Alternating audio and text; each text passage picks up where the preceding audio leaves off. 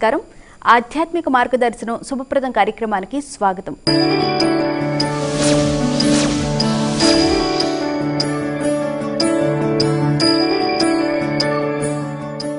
మన హైందవ ధర్మంలో మానవ జీవనానికి ఉపకరించే అనేక విషయాలు దాగి ఉన్నాయి.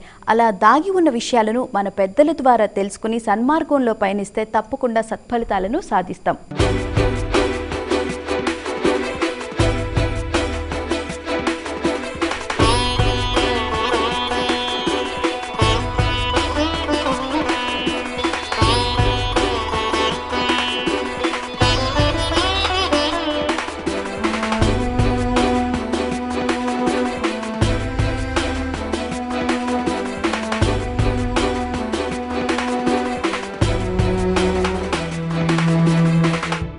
మంగళవారం రోజు ఏ దేవతను పూజించాలి, ఎలాంటి నియమాలు పాటించాలి, గోచార రీత్యా ద్వాదశ రాశుల ఫలితాలు ఎలా ఉంటాయో మనకు తెలియచేయడానికి ప్రముఖ ఆధ్యాత్మికవేత్త డాక్టర్ శ్రీ టీకేవి రాఘవన్ గారు, అలాగే ప్రముఖ జ్యోతిష్య పండితులు శ్రీ సివిపి సుబ్రహ్మణ్యం గారు మనతో పాటు ఉన్నారు. వారిని అడిగి మరిన్ని విషయాలు తెలుసుకుందాం. నమస్కారం అండి రాఘవన్ గారు. నమస్కారం అండి సుబ్రహ్మణ్యం గారు. రాఘవన్ గారు, ముందుగా మంగళవారం ఏ దేవతను పూజించాలి, ఏ శ్లోకాన్ని పఠించాలి? మంగళవారం పాడ్యమి మూలా నక్షత్రం. మూలా నక్షత్రానికి అధిపతి నిరుతి, అంటే నైరుతి దిశలో ఉండేవాడని అర్థం. అంతరార్థం వేరే ఉంది. సరస్వతి అమ్మవారికి చాలా ప్రియమైన సమయం ఇది మూలా నక్షత్రం. అగ్ని పురాణం చెప్తుంది, భగవత్ స్వరూపానికి ఈ నక్షత్రము కటి ప్రదేశము, సూర్య భగవానుడికి పాదస్థానము అని అంటారు. అంచేత ఈ రోజుని ప్రత్యేకించి సరస్వతి పూజ లేదా హయగ్రీవ స్వామి స్తోత్రాన్ని ప్రత్యేకించి గురువుని స్తోత్రం చేసుకోవడం అన్నది చాలా విశేషం అని పెద్దలు చెప్తారు. అంతేకాదు ఈ రోజుని చంద్రుని ఉత్పత్తి అయ్యిందని కూడా వామన పురాణం చెప్తుంది. అంచేత ఇతర విశేషాలు మనం క్రమంగా గోచార ఫలాలవన్నీ చూసుకుని అప్పుడు దాంతో సమన్వయం చేసుకుందాం.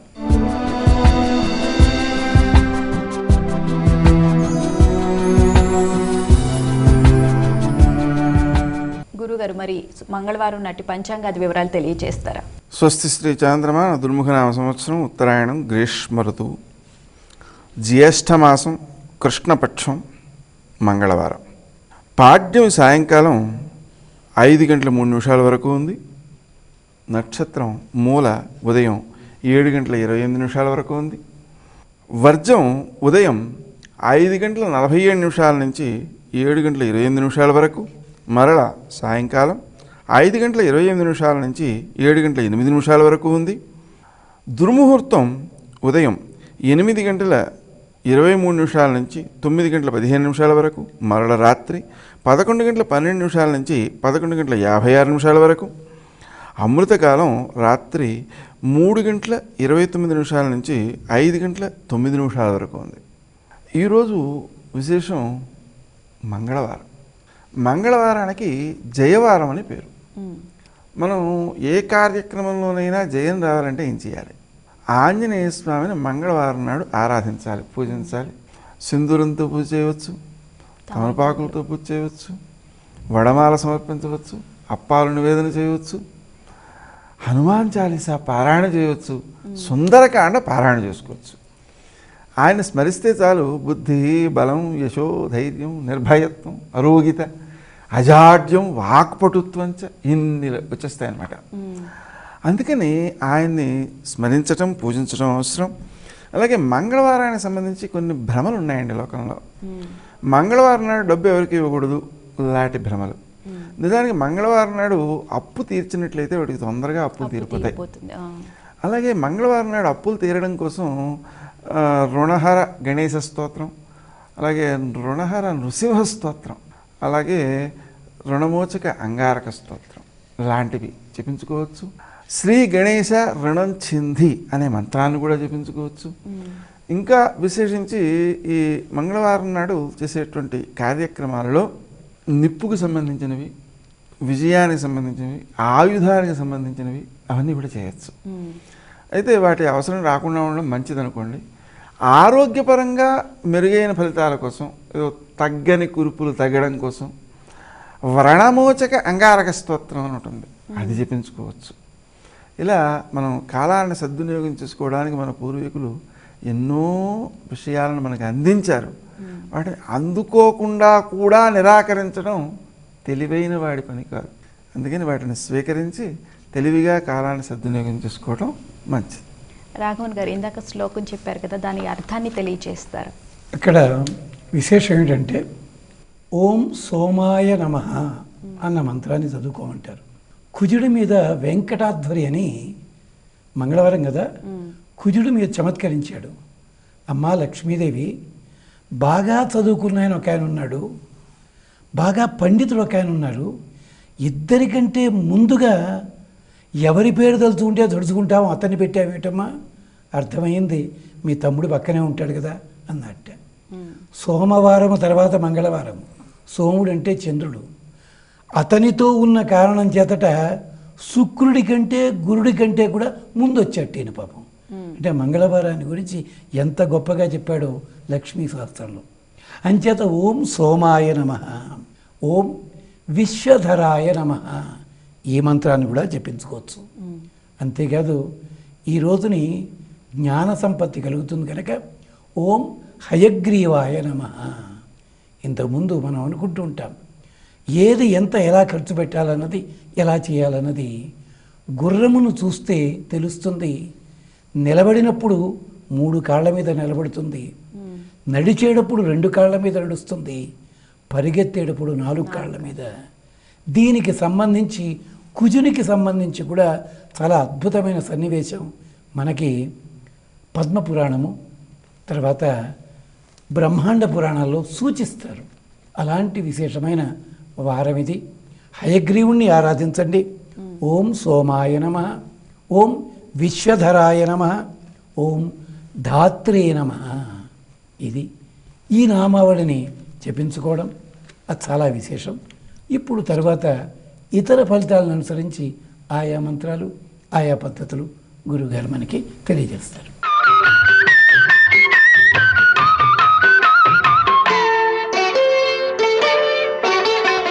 గురుగారు మరి ద్వాదశ రాశుల గోచార ఫలితాలు తెలియజేస్తారా?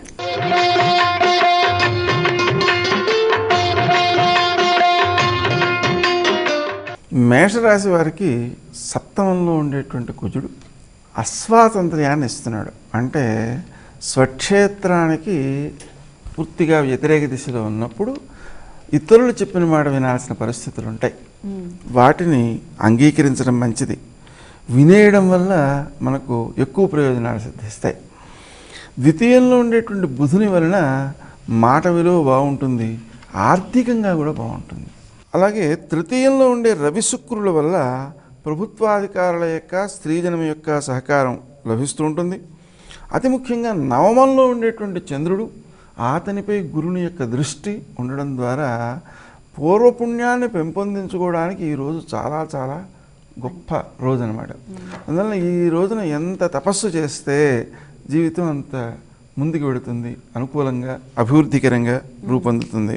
అలాగే అష్టమంలో ఉండేటువంటి శని వల్ల కొంచెం అనారోగ్య ప్రభావాలు ఉంటాయి. వాటిని జయించడం కోసం క్రీం అచ్యుతానంత గోవింద అనే నామాన్ని జపించడం మంచిది.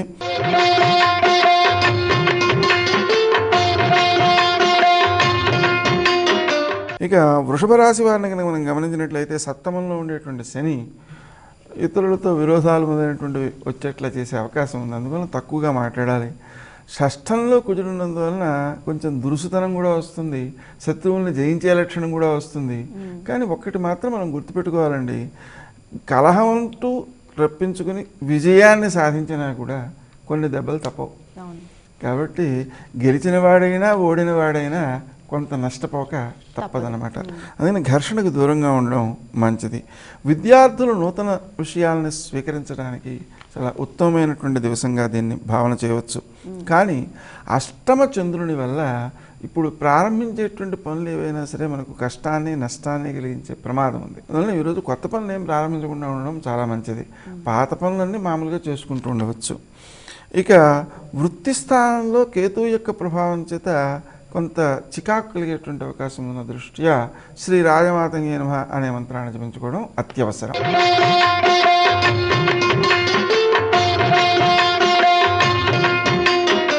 ఇక మిథున రాశి వారిని కనుక మనం గమనించినట్లయితే వ్యయస్థానంలో ఉండేటువంటి బుధుని వలన వ్యాపారాలలో పెట్టుబడి పెట్టినట్లయితే అది తిరిగి రాదు. అందువలన పెట్టుబడులు పెట్టకుండా ఉండడం మంచిది. అలాగే లగ్నంలో రవి ఉన్నందువలన ఆరోగ్య విషయంలో కొంత శ్రద్ధ తీసుకోవాలి. తృతీయంలో గురుడు ఉన్నా పెద్ద సహకారాలు ఏమి లభించవు. కానీ పంచమంలో ఉండేటువంటి కుజుడి వల్ల మాత్రం మనసు ఎక్కువ ఉద్రేకపడుతూ ఉంటుంది. ఆ ఉద్రేకం వలన కలహాలను కొని తెచ్చుకునేటువంటి ప్రమాదం ఉంది. అందువలన తక్కువగా మాట్లాడడం, ఉద్రేకాలకు లోను కాకుండా ఉండడం కోసం శ్రీదత్త శరణం మమ అనే మంత్రాన్ని జపించుకోవడం ఉత్తమమైనటువంటి ఫలితాలను అందజేస్తుంది. సప్తమంలో ఉండేటువంటి చంద్రుడు సామాజిక స్నేహ సంబంధాలను పెంచుతాడు. షష్ఠంలో ఉండేటువంటి శని వలన శత్రువులు ఇతనికి అపకారం చేద్దామని అనుకున్నా వాళ్ళ పనుల్లో ఆలస్యం అవ్వడం వల్ల వీడు ముందుకు వెళ్ళిపోతాడు. అందువల్ల అపకారం ఏం జరగదనమాట. అందువల్ల మొత్తం పైన ఈ వ్యక్తి సామాన్యంగా క్రీం అచ్యుతానంత గోవింద అలాగే శ్రీదత్త శరణమ్మ అనేటువంటి మంత్రాలతో రోజును సద్వినియోగం చేసుకోవచ్చు.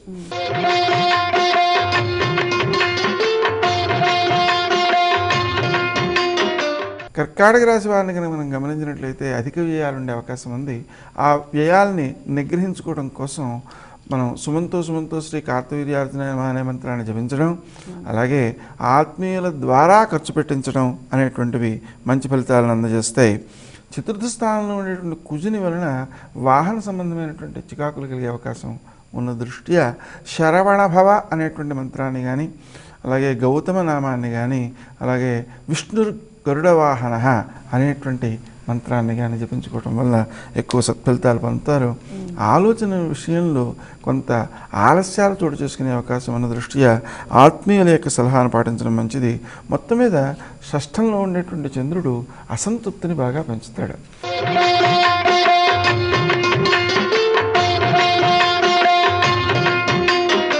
ఇక సింహరాశి వారిని కనుక మనం గమనించినట్లయితే మనకు రవి శుక్రుడు లాభస్థానంలో ఉన్న దృష్ట్యా ఆర్థిక ప్రయోజనాలు సమకూడే అవకాశం ఉంది. కానీ వాటిని సద్వినియోగం చేసుకోవడం విషయంలో ఎక్కువ శ్రద్ధ చూపాలి. తృతీయంలో ఉండేటువంటి కుజుని వలన సోదరులతో కలహం రాకుండా జాగ్రత్త తీసుకోవాలి. చతుర్థంలో ఉండేటువంటి శని వలన వాహన ప్రమాదాలకి చోటు లేకుండా జాగ్రత్తలు తీసుకోవాలి. గౌతమ నామాన్ని అలాగే విష్ణు గరుడవాహన అనేటువంటి నామాన్ని కూడా జపించడం మంచిది. పంచమంలో ఉండేటువంటి చంద్రుడు చక్కని ఆలోచనలు ఇస్తాడు. ఆ చంద్రునిపై గురుని దృష్టి కూడా ఉంది. అందువలన ఉపాసనకు చాలా మంచి రోజు. మనం శ్రీదత్త శరణమ్మ అని కానీ, లేక ఏ చంద్రునికి సంబంధించినటువంటి నామాన్ని కానీ, అలాగే మనకు ఈ చంద్రశేఖర అనేటువంటి నామం కానీ జపించుకోవడం వలన సత్ఫలితాలు ఉంటూ ఉంటాయి. ముఖ్యంగా సప్తమంలో ఉండేటువంటి కేతువు వల్ల సామాజిక సంబంధాలు కొంత నష్టపోయే అవకాశం ఉంది. అందువలన స్నేహ సంబంధాలని కాపాడడం కోసం తన యొక్క ప్రయోజనాలను వదులుకోవడం అనేది తెలివైన వాడి పని.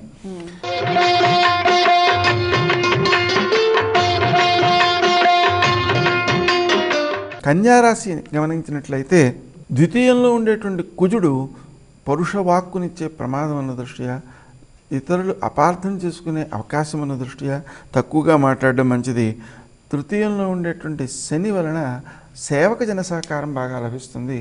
చతుర్థంలో ఉండేటువంటి చంద్రుడు గురుదృష్టి కలిగి ఉన్నందువలన ఆ వ్యక్తి ఏది నేర్చుకున్నా కూడా చాలా లోతుగా ఆ విషయం అర్థమవుతుంది. అందుకని దాన్ని సద్వినియోగం చేసుకోవచ్చు. వ్యయంలో గురుని వలన దానాధికానికి అవకాశం ఉంది, అవి చేసుకోవడం మంచిది. వృత్తి స్థానంలో ఉండేటువంటి రవి వలన వ్యక్తికి స్థాన చలన అవకాశాలు ఉన్నాయి.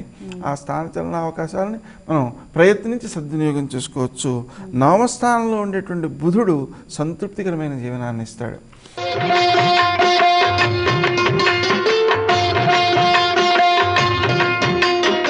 తులారాశిని కనుక మనం గమనించినట్లయితే రాశిలో ఉండేటువంటి కుజుడు కొంత ఇబ్బందిని పెట్టేటువంటి అవకాశం ఉంది. ద్వితీయంలో ఉండేటువంటి శని కూడా మాట వల్ల విరోధాలు తెచ్చే అవకాశం ఉంది.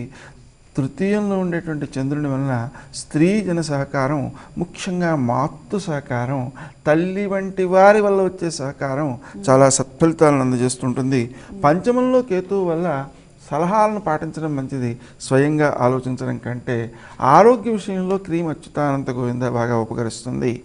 ఆర్థిక లాభాలు బాగుంటాయి, కానీ వాటిని సద్వినియోగం చేసుకోవాల్సినటువంటి ఆవశ్యకత ఉంది.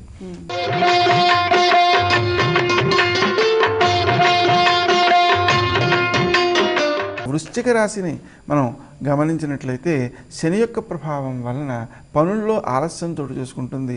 ద్వితీయ చంద్రుని వలన ఆర్థికం అనుకూలంగా ఉంటుంది, కానీ వ్యయస్థానంలో ఉండేటువంటి కుజుని వలన అప్పులు ఇస్తే తిరిగి రావు కాబట్టి ఆ విషయంలో ఎక్కువ శ్రద్ధ చూపించాలి. ప్రయాణాలలో గౌతమ నామాన్ని జపించడం అత్యవసరం. అలాగే అష్టమ రవి శుక్రుల వలన ఖర్చులు అధికంగా ఉంటాయి, ఆరోగ్యము భంగపడే అవకాశం ఉంది. ఆ కారణంగా క్రీమ్ అచ్యుతానంత గోవింద అనే నామాన్ని జపించుకోవడం మంచిది. ముఖ్యంగా దశమ స్థానంలో గురుడు ఉన్నందువలన వృత్తిలో అభివృద్ధి కలిగేటువంటి అవకాశాలు ఉన్నాయి.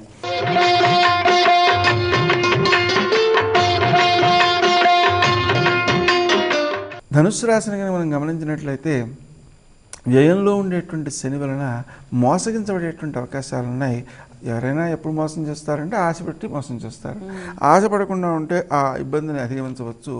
ఇతరుల యొక్క సహకారం లభించదు, అన్ని పనులు స్వయంగానే చేసుకోవాలి. అలాగే స్నేహ సంబంధాలను కాపాడుకోవడం కోసం కూడా ప్రయత్నం చేయాలి.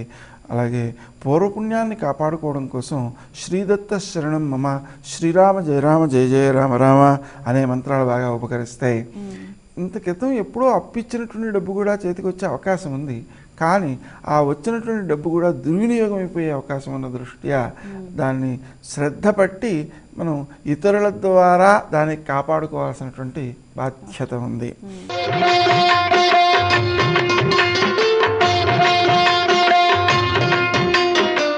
మకర రాశి వారిని మనం గమనించినట్లయితే వ్యయస్థానంలో ఉండేటువంటి చంద్రుడు అనవసరం ఖర్చులు చేయించేటువంటి ప్రమాదం ఉన్న దృష్ట్యా తాను స్వయంగా ఖర్చు పెట్టకూడదు. అలాగే వాక్స్థానంలో ఉండేటువంటి కేతు వల్ల అపార్థాలు ఎక్కువగా ఉంటాయి కాబట్టి తక్కువగా మాట్లాడాలి. ఆలోచన అయితే బాగానే ఉంటుంది, విజయాలు కూడా బాగానే సాధిస్తారు. ఆరోగ్య విషయంలో మాత్రం కొంచెం ఎక్కువ శ్రద్ధ తీసుకోవాలి. క్రీమ్ అచ్యుతానంత గోవింద అనే నామంతో వృత్తి స్థానంలో మాత్రం చాలా చక్కగా చురుకుగా పనిచేసి పనులను తొందరగా సాధించుకునేటువంటి అవకాశం ఉంది.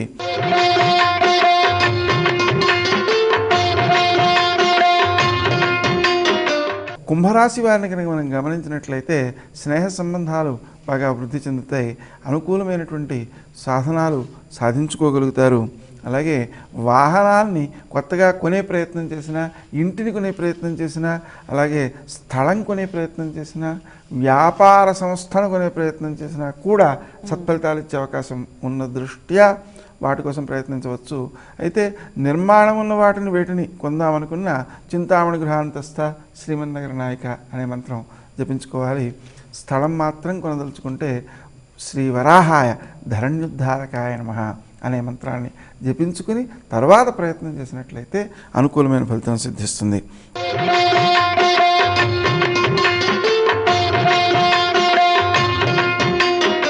మీనరాశి వారిని చూసినట్లయితే అష్టమంలో కుజుని యొక్క ప్రభావం చేత అనుకోని ఖర్చులు ఇబ్బంది పెడతాయి, అప్పులు ఇస్తేనూ తిరిగి రావు, ఆరోగ్య విషయంలోనూ కొంత ఇబ్బందులు ఉన్నాయి. వీటన్నిటి దృష్ట్యా క్రీమ్ అచ్యుతానంత గోవింద అనే నామానికి ఎక్కువ ప్రాధాన్యం ఇవ్వాలి. మీరు చేసే వృత్తి స్థానంలో మీరు చేసేటువంటి పనులు అందరినీ ఆకట్టుకునేవిగా ఉంటాయి, దానివల్ల సత్ఫలితాలను పొందుతారు. వ్యయస్థానంలో ఉండేటువంటి కేతు వల్ల ఆధ్యాత్మిక చింతన బాగా సాగుతుంది. అందువలన శ్రీదత్త శరణం మమ అనే మంత్రాన్ని జపించుకుంటూ ఉంటే ఆలోచన సరిగా పనిచేస్తుంది. మంగళవారం రోజు పాటించాల్సిన నియమాల గురించి చెప్తారా? నియమాలు ఇందాకనే గురువుగారు జ్ఞాపకం చేశారు. ప్రత్యేకించి ఏమిటంటే ఓం సోమాయ నమః, ఓం విశ్వధరాయ నమః అంచేత ఆ స్వామిని ఆరాధన చేస్తూ దయచేసి కనీసం మంగళవారం నాడైనా సూర్యోదయ కాలంలో సూర్యాస్తమయ కాలంలో నిద్రపోకుండా ఉండడం చాలా విశేషం. అది ప్రత్యేకించి గర్భిణీ స్త్రీలైన వాళ్ళు మంగళవారాలు కొన్ని నియమాలు ఉన్నాయి. చీకటి పడుతుండగా బయట సంచారము చెయ్యవద్దు, సూర్యాస్తమయం కంటే ముందే ఇంటికి చేరడం చాలా మంచిది. ఈ నియమాలు పాటించినట్టయితే ఇవన్నీ కూడా మనకి ఆచార ప్రకరణం అని విష్ణు ధర్మోత్తరంలో చెప్తారు. అది పాటిద్దాం మనం అంతా. ధన్యవాదాలండి రాఘవన్ గారు, ధన్యవాదాలండి సుబ్రహ్మణ్యం గారు, చాలా చక్కటి విషయాలు తెలియజేశారండి. చూశారు కదండి, మంగళవారం రోజు ఏ మంత్రం పఠించాలి, ఎలాంటి నియమాలు పాటించాలి అనే విషయాలు తెలుసుకున్నాం కదా. ఇది ఇవాల్టి ఆధ్యాత్మిక మార్గదర్శనం శుభప్రదం కార్యక్రమం. రేపటి ఆధ్యాత్మిక మార్గదర్శనం శుభప్రదం కార్యక్రమంలో మళ్ళీ కలుసుకుందాం. అంతవరకు సెలవు. నమస్కారం.